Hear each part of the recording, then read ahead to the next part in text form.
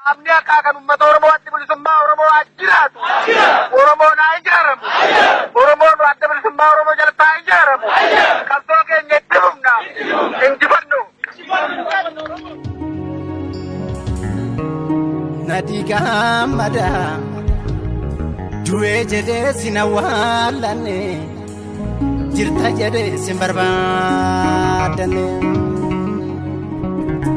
Nadiga mada Uga nadi mbora yaabatu keenya qomoo sinu gaafatu iyya lamee sina gaafatu